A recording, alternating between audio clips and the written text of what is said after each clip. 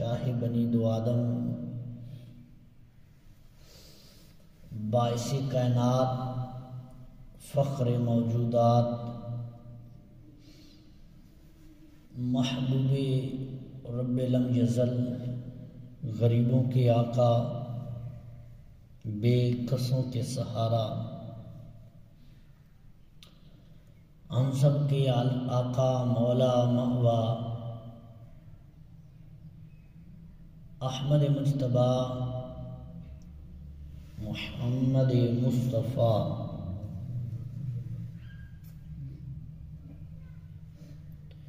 صلی اللہ تعالی علیہ وآلہ وسلم کی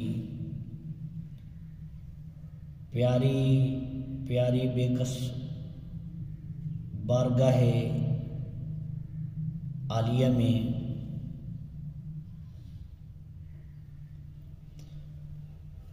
درود و سلام کا ہدیہ عرض گزار کرنے کے بعد حدیث پاک راوی حضرت انس رضی اللہ تعالی عنہ القول البدی میں اور جلاء الافہام میں اور کشف الغمہ میں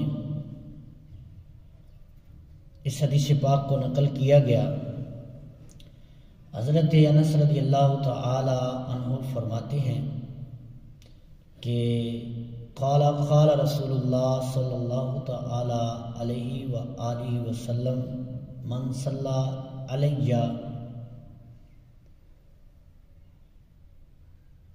فرمایا حضور علیہ السلام نے کہ جس کا مفہوم ہے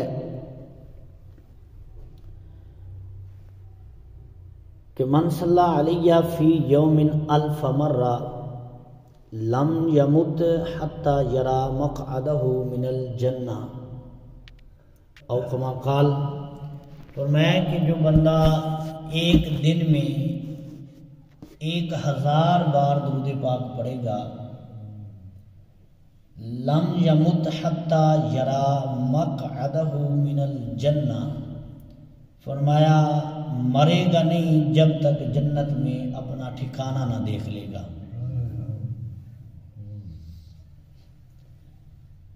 مطلب اور مفہوم حدیث کا اور حدیث کی مراد یہ بنتی ہے کہ جو بندہ ایک دن میں 1000 بار درود پاک پڑھے گا، مرنے سے پہلے پہلے اللہ تعالیٰ اس کو جنت میں اس کا محل، اس کا ٹھکانہ، اس کی جگہ اللہ تعالیٰ اس کو دکھا دے گا، بعد میں اس کو موت آئے گی، پہلے جنت میں اپنی جگہ دیکھ لے گا۔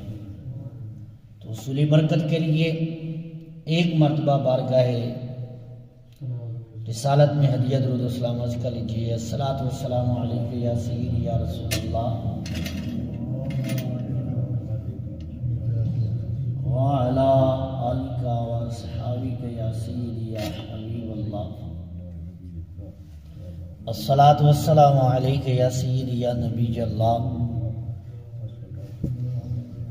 وعلی آلک واصحابک یا سیدی یا خاتم النبیین۔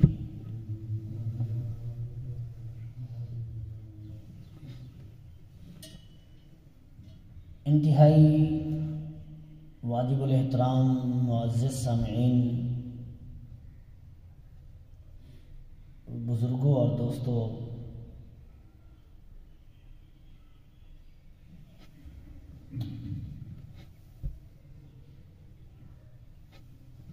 سورہ آل عمران کی آیت کا ایک حصہ پڑھنے کا شرف حاصل ہوا۔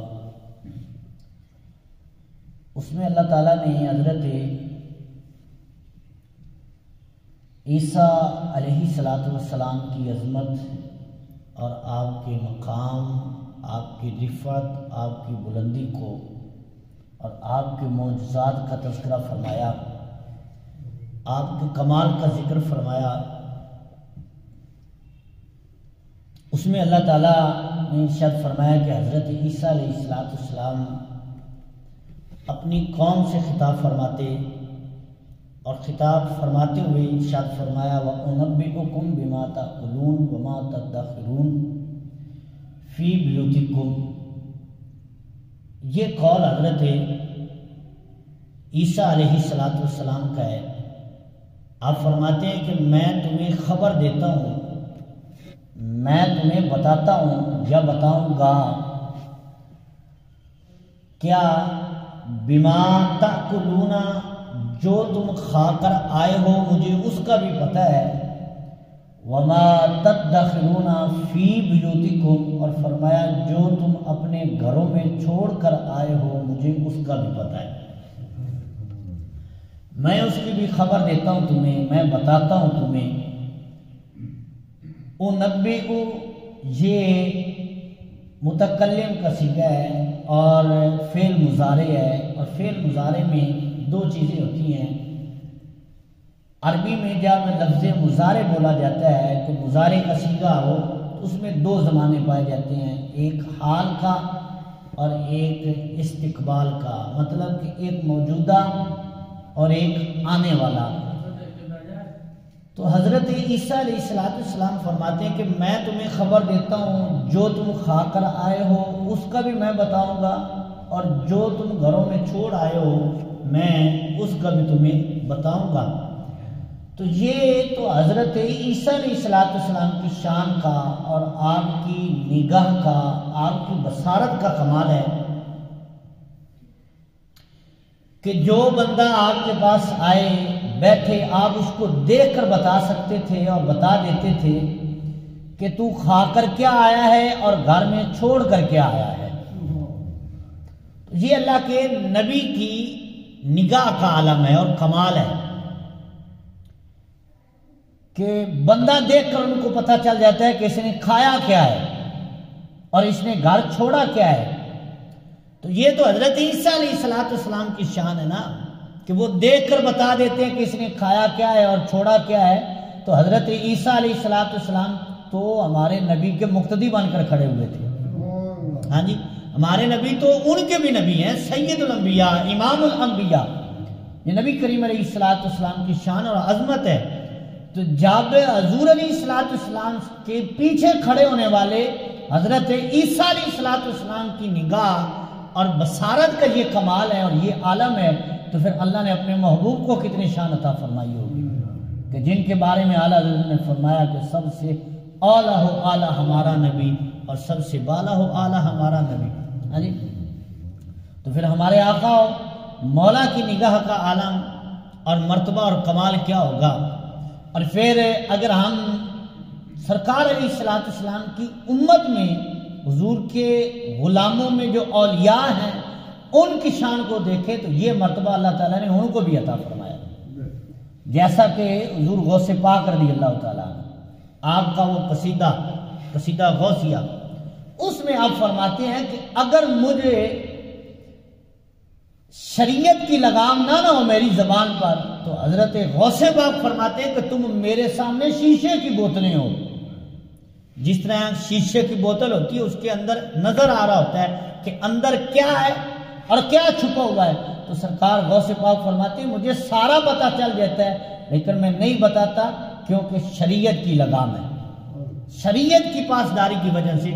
حضور غوث پاک فرماتے ہیں میں تمہیں نہیں بتاتا ورنہ مجھ سے کوئی بات چھپی ہوئی نہیں ہے۔ اور پھر سرکار امام الائمہ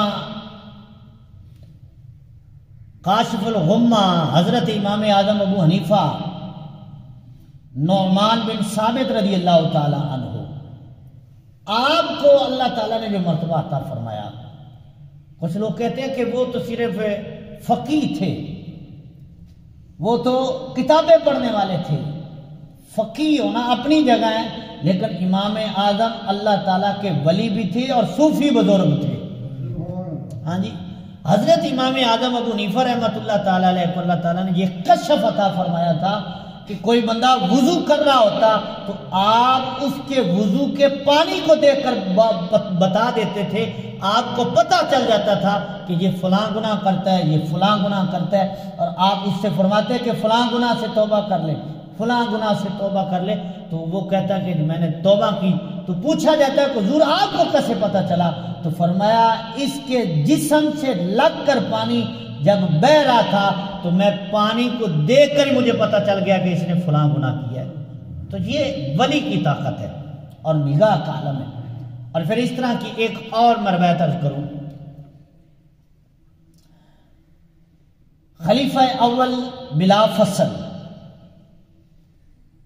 حضرت ابو بکر صدیق رضی اللہ تعالی عنہ، آپ کا جب وقت وصال آیا تو آپ نے اپنی بیٹی شہزادی اور محبوب کریم علیہ السلام کی زوجہ حضرت ام المومنین عائشہ الصدیقہ رضی اللہ تعالی عنہا صدیقہ بنت صدیق ان کو بلایا اور فرمایا کہ بیٹی میرا وقت قریب آ گیا ہے اور وہ جو وراثت ہے نا وہ تقسیم کر لینا، اور اتنا اتنا حصہ بھائیوں کا اور اتنا حصہ تمہارا اور تم بہنوں کا۔ تو حضرت ام المومنین عائشہ رضی اللہ تعالی عنہا نے عرض کیا آقا جان میں تو اکیلی ہوں اور میرے ساتھ میری بہن کا کون سا حصہ ہے؟ تو حضرت صدیق پاک رضی اللہ تعالی عنہ نے فرمایا کہ تیری والدہ یعنی دوسری والدہ جو تھی، فرمایا کہ ان کے ہاں بچہ ہونا پیدا ہونے والا ہے اور بیٹی پیدا ہوگی، اس لیے اس کا حق میں نے پہلے ہی بتا دیا ہے۔ ہاں جی، ابھی پیدا ہوئی نہیں، سرکار صدیق پاک رضی اللہ تعالی عنہ یہ حضور علیہ السلام کے غلام ہیں، ان کی نگاہ کا عالم یہ ہے۔ اور ہمارے ہاں تو آج کل مشینری ہے، مشینری سسٹم ہے تو وہ پتہ چل جاتا ہے کہ بیٹا ہے یا بیٹی ہے، تو یہ تو بعد کی پیداوار ہے۔ اللہ کے محبوب کریم علیہ السلام کے غلاموں کی نظر کا یہ عالم ہے کہ وہ پہلے ہی بتا دیتے تھے۔ تو فرمایا کہ بیٹی پیدا ہونے والی ہے، اس لیے میں نے اس کا حق آپ کو پہلے ہی بتا دیا ہے۔ اللہ اکبر۔ تو یہ تو حضور علیہ السلام کے غلاموں کی شان ہے، اور پھر حضور کی شان تو وراء الورا ہے نا۔ تو حضرات گرامی، آپ کو موضوع کو پتہ ہے کہ ہمارا موضوع جو ہے وہ کچھ جمعوں سے شمائل مصطفیٰ، ہاں جی، حضور علیہ السلام کے حسن اور سرکار کے اعضائے مبارک جو ہیں، اس حوالے سے ہمارا جمعوں کا جو موضوع ہے وہ ہم نے شروع کیا ہوا ہے، اور یہ تقریباً چوتھا جمعہ ہے، اور سرکار علیہ السلام کی بصارت، حضور کی آنکھ مبارک کا کمال جو ہے اسی پر جو ہے ہم بیان کر رہے ہیں۔ اور بحمداللہ تعالی آج بھی انشاءاللہ تعالی اسی حوالے سے کچھ باتیں میں عرض کروں گا، اور جو ہمارا موضوع شروع ہے شمائل مصطفیٰ کے حوالے سے انشاءاللہ تعالی اس کو ہم تفصیلاً انشاءاللہ تعالی عرض کریں گے۔ تو میں عرض کر رہا تھا کہ حضور علیہ السلام کی نگاہ میں جو اللہ تعالیٰ نے کمال رکھا ہے اس کی مثالیں آپ کچھ تو پچھلے جمعوں میں سماعت کر چکے، اور جب حضور علیہ السلام کے غلاموں کی نگاہ کا عالم یہ ہے تو اللہ تعالیٰ نے اپنے محبوب کی نگاہ سے کون سا پردہ رکھا ہوا ہوگا۔ کچھ لوگ آج کل کہہ دیتے ہیں کہ جی معاذ اللہ ثم معاذ اللہ نقل کفر نہ باشد، کہ حضور کو تو دیوار کے پیچھے کا علم نہیں ہے، وہ نہ جانے کون سی انہوں نے دیوار بنائی ہوئی جس کے پیچھے کا ابھی تک حضور کو نہیں پتا ہے۔ حضور علیہ السلام تو دلوں میں خیال پیدا ہونے والوں کو بھی جانتے ہیں، تو وہ دیوار کون سی شے ہے جس کے پیچھے کا علم اللہ نے اپنے محبوب کو نہیں دیا۔ جو ہونا ہے اللہ نے اپنے محبوب کو وہ بھی علم دیا ہے، جو ہو گیا ہے اللہ نے وہ بھی علم عطا فرمایا ہے۔ ہاں جی، حضور علیہ السلام کی بصارت اور نگاہ سے کوئی شاید چھپی ہوئی نہیں ہے۔ اور الخصائص الکبریٰ کی دوسری جلد اور صفحہ نمبر 144 پر حدیث پاک موجود ہے۔ حضرت انس رضی اللہ تعالی عنہ آپ کہتے ہیں کہ قال خرجت مع النبی صلی اللہ علیہ وآلہ وسلم الى المسجد وفیہ قوم قال بأیدیہم نور قلت ادعو اللہ تعالی ان یرینیہ فدعا اللہ تعالی فَأُرَانِيهِ او کما قال۔ حضرت انس رضی اللہ تعالی عنہ عرض کرتے ہیں، آپ اس حدیث کو روایت کرتے ہیں، آپ کہتے ہیں کہ میں ایک دن اپنے محبوب کریم علیہ السلام کے ساتھ مسجد میں داخل ہوا۔ حضور علیہ السلام کے ساتھ جب میں خرجت مع النبی جی الی المسجد، یعنی گھر سے نکلا اور مسجد کی طرف گیا، اور ساتھ میں حضور کے ساتھ سرکار کی خدمت میں حاضر تھا۔ فرماتے ہیں تو میں نے دیکھا کہ مسجد میں ایک قوم بیٹھی ہے، اور سرکار علیہ السلام نے فرمایا کہ اور وہ قوم جو ہے رافعی ایدیہم، وہ اپنے ہاتھ اٹھا کر اللہ کی بارگاہ میں دعا کر رہے ہیں، یدعونا فقال ترى بأیدیہم ما ارى، تو سرکار نے فرمایا اے انس جو مجھے نظر آ رہا ہے وہ تجھے بھی آ رہا ہے۔ اور یہ خود حضرت انس بیان کر رہے ہیں، اور حضرت انس حضور کے خاص خادم تھے، 10 سال تک حضور کی خدمت کی ہے حضرت انس رضی اللہ تعالی عنہ نے۔ تو حضرت انس رضی اللہ تعالی عنہ آپ فرماتے ہیں کہ رسول کریم صلی اللہ تعالی علیہ وسلم نے مجھے فرمایا، اور اس قوم کو میں نے دیکھا کہ وہ دعا کر رہی تھی اور ہاتھ اٹھا کر دعا مانگ رہے تھے۔ تو ہاتھ اٹھا کر دعا مانگنا حضور کی سنت بھی ہے، حکم بھی ہے۔ تو جب کہتے ہیں ہم نے دیکھا اور میں نے دیکھا، تو سرکار علیہ السلام نے فرمایا اے انس جو مجھے نظر آ رہا ہے وہ تجھے بھی نظر آ رہا ہے؟ تو حضرت انس نے عرض کی قلت ما بأیدیہم، یا رسول اللہ ان کے ہاتھوں میں کیا ہے جو آپ کو نظر آ رہا ہے اور مجھے نہیں نظر آ رہا؟ تو سرکار نے فرمایا میں دیکھ رہا ہوں ان کے ہاتھوں میں نور چمک رہا ہے۔ ہاں جی، ان کے ہاتھ نور سے چمک رہے ہیں، یا اس کا معنی یہ کہ ان کے ہاتھوں پر نور نازل ہو رہا ہے۔ تو قلت، حضرت انس کہتے میں نے عرض کیا یا رسول اللہ آپ کو وہ نور نظر آ رہا ہے مجھے نہیں آ رہا۔ قلت کہتے میں نے عرض کیا ادعو اللہ تعالی، یا رسول اللہ پھر آپ اللہ تعالیٰ سے دعا کیجئے کہ اللہ تعالیٰ وہ نور مجھے بھی دکھا دے، جو نور آپ دیکھ رہے ہیں وہ نور اللہ تعالیٰ مجھے بھی دکھا دے، کہ آپ دعا کر دیجئے اللہ تعالیٰ کی بارگاہ میں۔ تو حضرت انس کہتے ہیں کہ حضور علیہ السلام نے اللہ تعالیٰ کی بارگاہ میں دعا کی، اللہ نے میری نگاہ کے پردے بھی اٹھا دیے، اور جو نور اللہ کے محبوب کو نظر آ رہا تھا اللہ نے وہ مجھے بھی نور دکھا دیا۔ تو یہ حضور علیہ السلام کی بصارت ہے کہ سرکار دعا کریں تو حضرت انس کو بھی وہ نور نظر آ جائے۔ اور حضور کے چچا جان حضرت عباس رضی اللہ تعالی عنہ، جن کے بارے میں محبوب کریم علیہ السلام کو فرمانے عالی شان ہے کہ عباس مجھے میرے باپ کی طرح ہیں، یعنی سرکار اتنا زیادہ ان کا ادب کرتے تھے۔ حضرت عباس نے حضور کا کلمہ پڑھا اور حضور کے غلام بن گئے، اور رشتے میں آپ کے چچا لگتے تھے۔ اور کیسے کلمہ پڑھا کہ بدر کے موقع پر جب حضور علیہ السلام کا لشکر نور نکلا تو ادھر کافروں کا لشکر، وہ واقعہ آپ سنتے رہتے ہیں کہ 313 اور ادھر کافروں کا لشکر جو 1000 کے قریب، اور پھر 70 مارے گئے اور 70 جو ہیں ان میں قیدی ہو گئے۔ اور یہ بدر کا موقع ہی تھا کہ جب حضور علیہ السلام نے ایک چھڑی پکڑی اور نشان لگایا، اور راوی کہتے کہ ہم حضور کے ساتھ تھے، حضور علیہ السلام ایسے نشان لگا رہے تھے، اور نشان لگا کر ساتھ سرکار فرما رہے تھے کہ کل فلاں کافر یہاں مرے گا، کل فلاں کافر یہاں مرے گا۔ پھر دوسرے کا نام لیا، پھر تیسرے کا نام لیا، اور ساتھ حضور نشان بھی لگاتے جا رہے ہیں۔ لوگ کہتے ہیں کہ حضور کو کل کا کوئی نہیں پتا، حضور پہلے بتا رہے ہیں کہ کل فلاں کافر نے مرنا ہے، فلاں جگہ پر مرنا ہے۔ تو اب راوی کہتے ہیں کہ ہم دیکھ رہے تھے، نوٹ بھی کر رہے تھے، اور پھر ہم نے اگلے دن دیکھا کہ جس کافر کا نام لے کر حضور نے نشان لگایا تھا، جہاں حضور نے نشان لگایا تھا وہ کافر وہیں مرا، کہیں اور نہیں گرا۔ جہاں اللہ کے محبوب نے نام لے کر نشان لگایا تھا اس کافر کو ہم نے دیکھا وہ کافر وہیں مرا پڑا تھا۔ ہاں جی، یہ حضور علیہ السلام کی نگاہ کا عالم ہے۔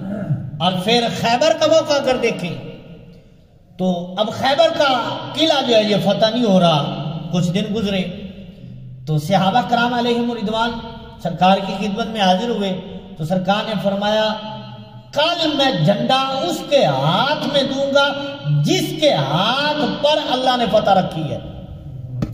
ہاں جی، اب اس میں دیکھیں حضور نے کتنی خبریں دی ہیں۔ اور پھر سرکار نے فرمایا جس کو میں نے جھنڈا دینا ہے نا وہ اللہ سے بھی پیار کرتا ہے، اللہ کے رسول سے بھی پیار کرتا ہے۔ اور پھر آگے حضور نے فرمایا اللہ بھی اس سے پیار کرتا ہے. کہیے ذرا سبحان اللہ. ہاں جی، اللہ بھی اس سے پیار کرتا ہے اور اللہ کا رسول بھی اس سے پیار کرتا ہے. تو اس ایک حدیث میں اور ایک سطر میں آپ دیکھیں غیب کی خبریں حضور نے کتنی بتا دی ہیں. فرمایا کل میں نے جھنڈا اس کو دینا ہے جس کے ہاتھ پر فتح رکھی ہوئی ہے. حضور نے یہ بھی بتایا ہے کہ خیبر کل فتح ہو جائے گا. ہاں جی، اور حضور کو یہ بھی پتا ہے کہ کس کے ہاتھ میں فتح ہونی ہے، اور حضور کو یہ بھی پتا ہے کہ کس کے ہاتھ میں جھنڈا دینا ہے، اور حضور کو یہ بھی پتا ہے کہ جس کو میں نے جھنڈا دینا ہے وہ اللہ کا بھی محبوب ہے، اللہ کے رسول کا بھی محبوب ہے. ہاں جی، تو پھر اگلا دن ہوا، صحابہ کرام فجر کی نماز میں سرکار کی خدمت میں حاضر ہو گئے، نماز ادا کی. اب راوی کہتے ہیں کہ ہر ایک کے دل میں یہ تھا کہ کاش جھنڈا آج مجھے مل جائے، کہ اب سرکار نے انعام جو اتنا بڑا بتا دیا کہ اللہ اور اللہ کا رسول اس سے پیار کرتا ہے. ہاں جی، اب کہتے ہیں کہ ہر ایک کے دل میں تھا کہ کاش جھنڈا مجھے ملے. لیکن اس دن حضرت علی پاک رضی اللہ تعالیٰ عنہ ابھی حضور کی خدمت میں حاضر نہیں ہوئے تھے. حضور نے غلاموں کو دیکھا تو سرکار نے فرمایا این علی بن ابی طالب. یہ بخاری شریف کی حدیث پاک ہے. سرکار نے فرمایا علی بن ابی طالب کہاں ہے رضی اللہ تعالیٰ عنہ؟ تو صحابہ کرام نے عرض کی یا رسول اللہ علیہ السلام ان کے آنکھ میں درد ہے، آنکھ میں مسئلہ ہے. تو سرکار نے فرمایا بلاؤ. حضرت علی رضی اللہ تعالیٰ عنہ کو بلایا گیا، عرض کیا مسئلہ، تو سرکار نے اپنا لعاب عطا فرمایا. تو حضرت علی پاک کہتے ہیں پھر درد کیا ہونا تھا. ہاں جی، درد بھی ختم ہو گیا اور آنکھ بھی درست ہو گئی، اور حضور نے جھنڈا حضرت علی کے ہاتھ میں دے دیا. خیبر بھی فتح ہو گیا اور حضرت علی رضی اللہ تعالیٰ عنہ کے ہاتھ پر فتح ہوا. تو آپ دیکھیے یہ حضور کی بصارت کا کمال نہیں ہے کہ کام کل ہونا تھا، حضور نے ایک دن پہلے ہی خبر دی ہے کہ کل قلعہ فتح ہو جائے گا. ساری خبریں حضور علیہ السلام نے ایک دن پہلے ہی عطا کر دی. تو میں عرض کر رہا تھا حضرت عباس رضی اللہ تعالی عنہ حضور کے چچا جان ہیں. آپ خیبر کے موقع پر جو ہے وہ کافروں کی طرف سے آئے، اور جو 70 قیدی ہوئے نا تو ان میں حضرت عباس بھی قیدی ہو گئے. آپ کو بھی پکڑا گیا اور آپ کو لا کر باندھ دیا گیا. اب ادھر مدینہ شریف میں صحابہ کرام علیہم رضوان اور حضور علیہ السلام نے جب مشورہ طلب کیا تو مشورہ طلب کرنے پر یہ طے پایا کہ جو اپنا فدیہ دے دے اس کو چھوڑ دیا جائے یا ہمارے بچوں کو پڑھا دے. جس کے پاس فدیہ نہیں ہے وہ مسلمانوں کے بچوں کو پڑھا دے، ہم جو ہے اس کا فدیہ یہی ہوگا، یا پھر فدیہ دے کر چھڑا لے اپنے آپ کو، اپنا فدیہ دے. تو حضرت عباس سے مطالبہ کیا گیا کہ آپ اپنا فدیہ دے دیں اور آپ کو چھوڑ دیا جائے گا. تو حضرت عباس نے آگے سے کہا کہ میرے پاس تو رقم ہی کوئی نہیں ہے، میرے پاس پیسے نہیں ہے کہ میں جو پیسے دے کر رقم ادا کر کے جو ہے وہ اپنے آپ کو آزاد کروا لوں. تو سرکار علیہ السلام نے فرمایا آپ کے پاس رقم ہے. ان کا جی کیسے؟ فرمایا یاد کرو. ان کا جی کیا یاد کروں؟ فرمایا جب آتے ہوئے کمرے میں کھڑے ہو کر آپ نے میری چچی ام الفضل سے یہ کہا تھا کہ یہ رقم رکھ لو، اگر جنگ سے میں واپس آ جاؤں تو لے لوں گا، اگر نہ آ سکا تو پھر یہ رقم جو ہے وہ میرے بچوں کی تربیت میں لگا دینا. تو سرکار نے فرمایا وہ رقم اور پیسے آپ کے پاس ہیں کہ نہیں؟ تو حضرت عباس نے کہا اس بات کی خبر ہے یا تو مجھے تھی یا میری بیوی کو تھی، اس کی خبر کسی اور کو نہیں تھی. یہ جو آپ کو خبر ہو گئی ہے پھر آپ اللہ کے سچے رسول ہیں. یعنی اس بات کو دیکھ کر حضرت عباس رضی اللہ تعالیٰ عنہ حضور کے چچا جان کلمہ پڑھ کے مسلمان ہو جاتے ہیں کہ جو حضور کی نگاہ کا کمال ہے. اور پھر حضرت صدیق اکبر کے اسلام قبول کرنا دیکھیں. بڑا مشہور واقعہ ہے کہ حضرت صدیق اکبر جب شام سے ہجرت کر کے واپس مکہ آئے تو کافروں نے لوگوں نے کہا کہ ابو بکر جو تیرا یار ہے، جو تیرا دوست ہے، بڑے تم ان کے جو ہے وہ تعریفیں کرتے ہو، نعرے لگاتے ہو، نام لیتے ہو، اس نے نبوت کا دعویٰ کر دیا ہے. فرمایا اچھا چلو میں پھر دیکھتا ہوں، میں ان سے جا کر بات کرتا ہوں. تو حضرت صدیق اکبر رضی اللہ تعالیٰ نے جب سرکار کی خدمت میں حاضر ہوئے نا تو سرکار علیہ السلام نے دیکھ کر ہی فرمایا اے ابو بکر میں تیری طرف بھی رسول بن کر آیا ہوں اور تمام رسولوں کا رسول بن کر آیا ہوں. تو حضرت صدیق اکبر نے عرض کی پھر نشانی کیا ہے؟ اور یہاں محدثین اور مفکرین نے اور ہمارے علماء نے اس بات کو بیان کیا ہے کہ حضرت ابو بکر تو پہلے سے یہ اسلام قبول کر چکے تھے. پھر یہ دلیل کیوں طلب کی؟ یہ دلیل اپنے لیے طلب نہیں کی تھی. وہ جو پیچھے کافر کھڑے تھے انہوں نے پوچھنا تھا کہ ابو بکر کلمہ جو پڑھ لیا ہے دلیل کیا ہے؟ تو دلیل ان کے لیے پوچھی. تو حضرت صدیق اکبر عرض کرتے ہیں اے اللہ کے رسول آپ جو اللہ کے نبی ہیں تو پھر دلیل کیا ہے؟ تو سرکار نے فرمایا وہ جو شام میں خواب دیکھا تھا پھر ایک نجومی سے اس کی تعبیر پوچھی تھی وہ میری نبوت پہ دلیل کافی نہیں ہے؟ ہاں جی حضرت ابو بکر صدیق شام میں خواب دیکھ رہے ہیں اور شام میں خواب دیکھ کر جو ہے پھر نجومی سے اس کی تعبیر پوچھ رہے ہیں اور سرکار مدینے میں مکہ شریف میں بیٹھ کر اس خواب کو بھی بتا رہے ہیں اور اس کی تعبیر کو بھی جان رہے ہیں. ہاں جی یہ حضور کی نگاہ کا کمال ہے اور بصارت کا کمال ہے جو اللہ تعالیٰ نے اپنے محبوب کریم علیہ السلام کو عطا فرمائی ہے. تو حضرات گرامی میں حدیث پاک عرض کرنے لگا تھا کہ حضور علیہ السلام کے اسود نامی شخص یہ خیبر کے موقع پر حاضر ہوا اور یہ ابھی یہودی تھا, ابھی اس نے کلمہ نہیں پڑھا تھا. تو جب خیبر کو سرکار جا رہے تھے نا تو اس سے راستے میں اسود اس کا نام تو ملاقات ہوئی تو بکریاں چرا رہا تھا تو سرکار علیہ السلام سے ملاقات ہوئی. حضور نے اس کو اسلام پیش کیا تو کلمہ پڑھ لیا اور مسلمان ہو گیا. اب سرکار علیہ السلام سے اس نے اجازت طلب کی کہ مجھے بھی اپنے ساتھ جہاد پہ لے کر جائیے. تو سرکار نے فرمایا یہ جو تیری بکریاں ہیں. اس نے کہا حضور حکم ہو اب میں بکریوں کو کیا کروں؟ تو حضور علیہ السلام نے فرمایا کہ مٹھی کنکریوں کی بھر لے, مٹی کی مٹھی جو ہے وہ بھر لے اور پھر ان کو مار. یعنی سرکار نے فرمایا کہ کنکریوں کی مٹھی بھر کے نا بکریوں کی طرف پھینک دے اور ان کو کہہ دے کہ اللہ کے رسول کا حکم ہے اپنے مالک کی طرف چلی جاؤ. تو راوی کہتے حضور نے یہ کہا اور اس نے بکریوں کو ہانک دیا. وہ بکریاں خود بخود اپنے مالک کے گھر پہنچ جاتی ہیں. ہاں جی اب ہوا کیا, اس نے جس نے ابھی کلمہ پڑھا اسے ابھی رسول بن گئے, سرکار کی خدمت میں حاضر ہو کے کلمہ پڑھ لیا. تو اب وہ شخص سرکار کے ساتھ جہاد پر چلا گیا اور جہاد کرتے کرتے وہیں شہید ہو گیا. ہاں جی ابھی کلمہ پڑھا ہے اور ابھی شہید ہو گیا. سبحان اللہ, نہ نماز پڑھی, ہاں جی نہ زکوٰۃ ادا کی کیونکہ نماز زکوٰۃ کا تو وقت ہی نہیں ملا اس کو. ہاں جی اور نہ ہی اس نے جو ہے کوئی صدقے دیے اتنے زیادہ, ہاں جی کیونکہ اتنا وقت ہی نہیں ملا. نہ اس نے عمرہ کیا ہے, ہاں جی نہ حج کیا ہے کیونکہ وقت نہیں ہے. 1-2 گھنٹوں میں وہ حج عمرے کیا کر سکتا تھا. ابھی کلمہ پڑھا ہے, اسی راستے پہ جہاد پہ جا رہا ہے, ساتھ حضور کے گیا شہید ہو گیا ہے. تو محدثین کوئی عالم جو ہے اس کو پڑھ کر دیکھو وہ یہی کہے گا کہ اس کی شان حضور کی امت کے جتنے بھی ولی ہیں حضور غوث پاک سے بھی زیادہ شان اس صحابی رسول کی ہے جس نے کلمہ پڑھا اس کے بعد اسی وقت شہید ہو گیا.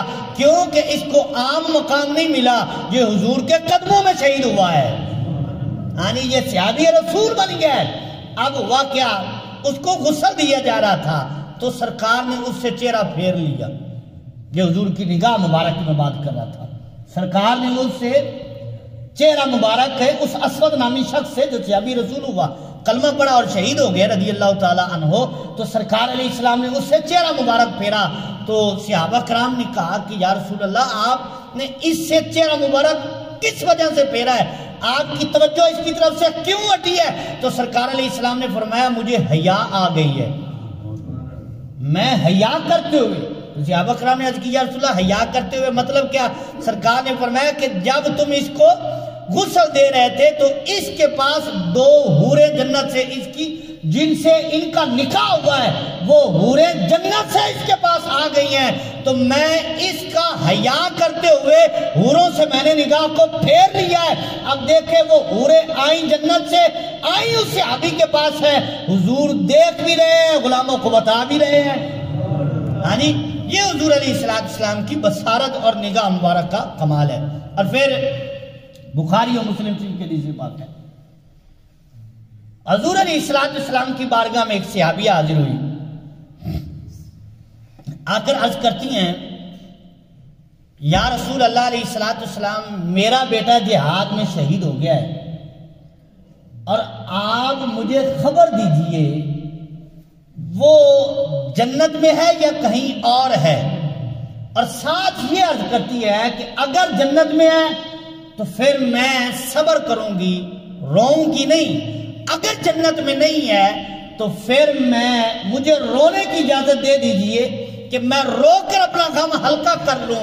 تو سرکار نے ایسے نظر کو جھکایا اور پھر نظر کو اٹھایا، اور نظر اٹھا کر سرکار نے فرمایا اے بی بی تو جنت کی بات کرتی ہے، تیرا بیٹا سب سے اعلیٰ جنت جو جنت الفردوس ہے اس جنت میں پہنچ چکا ہے۔ ہاں جی، اعلیٰ جنت میں پہنچ چکا ہے جس کا نام جنت الفردوس ہے۔ 8 جنتیں ہیں، 8 جنتیں، یا بات کو کھول تو پھر زیادہ وقت گزر جائے گا۔ 8 جنتیں ہیں، اور سب سے بلند جنت اور سب سے اعلیٰ جنت جو ہے وہ جنت الفردوس ہے۔ تو سرکار نے نظر کو اٹھایا تو 7 آسمانوں کو بھی دیکھ لیا، اور پھر 7 آسمانوں سے اوپر سدرۃ المنتہا ہے، پھر اس سے اوپر عرش، اور پھر جنت کی باری آتی ہے، تو پھر جنتیں بھی 8 ہیں۔ حضور زمین پر بیٹھ کر نظر کو اٹھائے تو 8 جنتوں کی زیارت کر لیں، 8 جنتوں کو دیکھ لیں، اور سرکار فرمائے تیرا بیٹا جو ہے وہ تو جنت الفردوس میں پہنچ چکا ہے۔ تو پھر اللہ کے محبوب کی بصارت کا عالم کیا ہوگا؟ یہ حضور علیہ السلام کی نگاہ کے کمال کے حوالے سے جو میں بات عرض کر رہا تھا، یہ کمال ہے حضور کی نگاہ کا۔ تو جب حضور سے 8 جنتیں چھپی ہوئی کوئی نہیں ہے، تو ہمارا گاؤں کوئی مدینہ شریف سے زیادہ نہ دور ہے، یہاں حضور کو بندہ پکارے، اعلیٰ حضرت فرماتے واللہ وہ سن لیں گے، فریاد کو پہنچیں گے، واللہ وہ سن لیں گے، فریاد کو پہنچیں گے۔ اتنا بھی تو ہو کوئی جو کرے دل سے، دل سے کوئی یاد کر کے دیکھے تو صحیح۔ سرکار تو کرم فرماتے ہیں، حضور تو مہربانی فرماتے ہیں، سرکار تو اپنے غلاموں پہ شفیق کریم ہے، لیکن یہ ہے کہ کوئی دل سے ان کو پکار کر تو دیکھے۔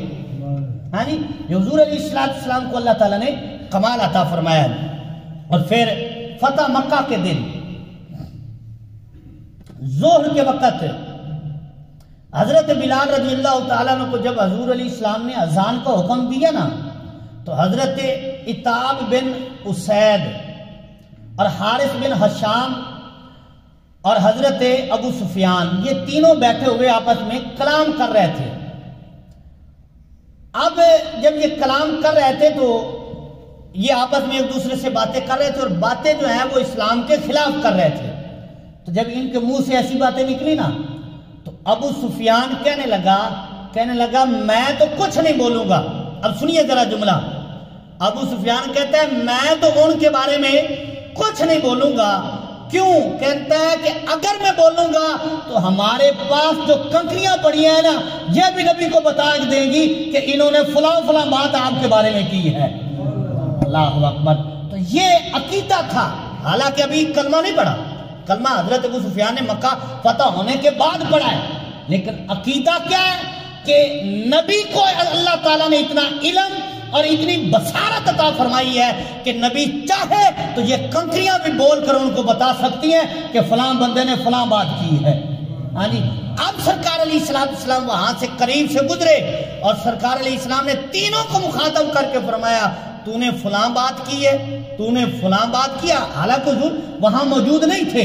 سرکار نے فرمایا تو نے فلاں بات کی ہے، اور تو نے فلاں بات کی ہے، اور تو نے فلاں بات کی ہے۔ اب کیا ہوا؟ سرکار آگے گئے تو تینوں نے کلمہ پڑھ لیا اور حضور کے غلام بن گئے۔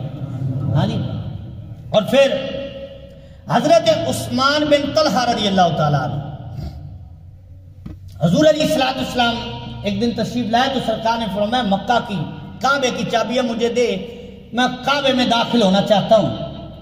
تو عثمان بن طلحہ کہتے ہیں کہ میں نے انکار کر دیا، یہ شروع کا وقت تھا، ابھی کلمہ آپ نے نہیں پڑھا تھا، کہتے ہیں میں نے انکار کر دیا، میں نے کہا میں نے چابیاں آپ کو نہیں دینی۔ تو سرکار نے فرمایا عثمان بن طلحہ وہ دن کیسا ہوگا جب چابیاں میرے ہاتھ میں ہوں گی. اب تو چابیاں نہیں نہ دے رہا ہے، انکار کر رہا ہے، مجھے کعبے میں داخل ہونے سے تو منع کر رہا ہے. تو سرکار نے فرمایا عثمان پھر اس دن تیرے پر کیا بیتے گی جب چابیاں میرے ہاتھ میں ہوں گی اور تو میرے سامنے کھڑا ہوگا. ہاں جی. تو حضرت عثمان بن طلحہ کہتے کہ یہ بات میرے ذہن میں تھی کہ حضور نے ایسا فرمایا ہے، اور پھر آگے کہتے کہ میں یہ بھی سوچتا تھا جب سرکار نے یہ فرمایا تو پھر ایسا ہوگا. ہاں جی. اب کہتے کہ جب مکہ فتح ہوا تو سرکار نے فرمایا لاؤ نا پھر کعبے کی چابیاں. تو لوگوں نے کہا جی وہ تو عثمان کے پاس ہے. تو سرکار نے فرمایا پھر ان کو بلاؤ. ہاں جی. اب جب ان کو بلایا گیا اور سرکار نے فرمایا دے نا کعبے کی چابی، تو حضرت عثمان بن طلحہ نے چابی نکالی اور حضور کے ہاتھ پر رکھی. تو اب جب حضور علیہ السلام نے چابی پکڑی تو حضرت عثمان بن طلحہ سے فرمایا اب بتا میں نے تجھے کہا نہیں تھا. اللہ اکبر. ہاں جی. تو یہ سرکار نے پہلے خبر دی تھی، فرمایا میں نے تجھے کہا نہیں تھا کہ چابیاں ایک دن میرے ہاتھ میں ہوں گی. تو حضرت عثمان بن طلحہ نے عرض کی یا رسول اللہ آپ نے حق فرمایا تھا. اور پھر بعد میں حضرت عثمان بن طلحہ نے بھی کلمہ پڑھ لیا اور حضور کے غلام بن گئے. حجت اللہ علی العالمین، یہ میں نے کتاب کا نام لیا ہے، بندے کا نام نہیں لیا. اس کے صفحہ نمبر 471 پر حدیث پاک موجود ہے. حضرت زید بن ارقم رضی اللہ تعالیٰ عنہ، اب یہ سنیے ذرا غور سے. حضرت زید بن ارقم رضی اللہ تعالیٰ عنہ آپ کہتے ہیں کہ ایک دن رسول کریم صلی اللہ تعالیٰ علیہ وسلم نے مجھے فرمایا کہ اے زید جاؤ ابو بکر کے پاس.